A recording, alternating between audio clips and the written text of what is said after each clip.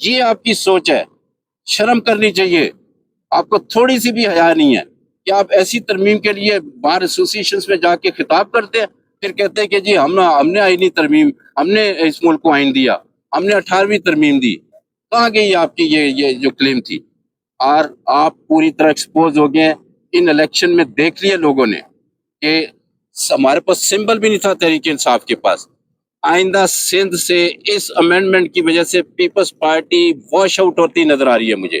ان کے پاس ایک ہی چیز تھی، یہ کہیں نہ کہیں پارلیمنٹ کی بات کیا کرتے تھے، یہ کہیں نہ کہیں آئین کی بات کرتے تھے. یہ آخری ان کے پاس تھی چیز، اب وہ ختم ہو گئی ہے. میں بھی ادھر ہوں، آپ بھی ادھر. دیکھ لیجئے گا پیپلز پارٹی کے ساتھ سندھ میں کیا ہوتا ہے. ایک سیٹ بھی لے گے تو بڑی بات ہے. بہت شکریہ.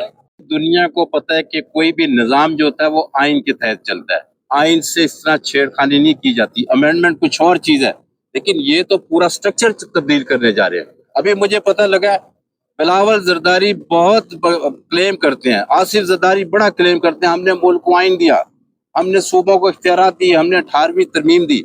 آج پتہ لگا اس ناجائز آئینی ترمیم بلکہ غیر آئینی ترمیم کے سلسلے میں بلاول بھٹو زرداری جو ہے مختلف بار ایسوسیشن میں جا رہا ہے، اور جو اس کے ساتھ ہو رہا ہے وہ بھی آپ دیکھ سکتے ہیں، اس کی فوٹیجز بھی آ رہی ہیں آج سے ساتھ. لیکن میں ایک بات بتانا چاہتا ہوں، 2007 کی جو تحریک تھی وکلا تحریک، وہ ساری میرے ہاتھ سے گزری، میرے سامنے میری نگاہ سے گزری ہے. اس وقت صرف ایک چیف جسٹس صاحب کو بحال کرنا تھا. یہ امپورٹنٹ بات ہے. آج پورے پاکستان کی سپریم کورٹ جو ہے ایٹ سٹیک ہے. آج پورے پاکستان کا جو آئین ہے وہ اس کو تبدیل کیا جا رہا ہے. پورے ملک کا نظام جو اس کے اوپر حملہ کر دیا گیا. تو کیسے ہو سکتا ہے؟ یہ ناممکن ہے. میں بلاول بھٹو زرداری کو پیغام دینے آئی ہوں، یہ ان کی خام خیالی ہے کہ یہ ترمیم ہو جائے گی. آج آپ دیکھ لیجئے، ہم بھی ادھر کھڑے ہیں، اور آپ یہ آج کا دن بھی یاد رکھیے، یہ کسی طرح یہ ترمیم نہیں ہو سکتی، کیونکہ ان کو اندازہ ہی نہیں ہے کہ وکلا کے اندر کتنا زیادہ غصہ پایا جاتا ہے، اور اس کا عملی نظارہ ہم نے دیکھنا شروع کر دیا ہے.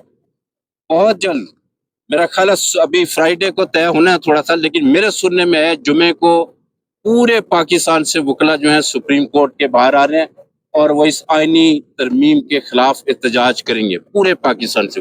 اس کے بعد ہم دیکھتے ہیں کہ آپ وکلا کو اگنور کیے بغیر ایسی ترمیم جس سے ملک اور یہ اس ملک کے آئین کو نقصان پہنچانا ہے، اور خاص شخصیات کو فائدہ پہنچانا ہے، صرف ایکسٹینشن کے لیے آپ یہ کرنا چاہتے ہیں. اور ایکسٹینشن اس لیے کہ آئندہ کی آنے والی حکومت آپ کی مرضی کے تابع ہو.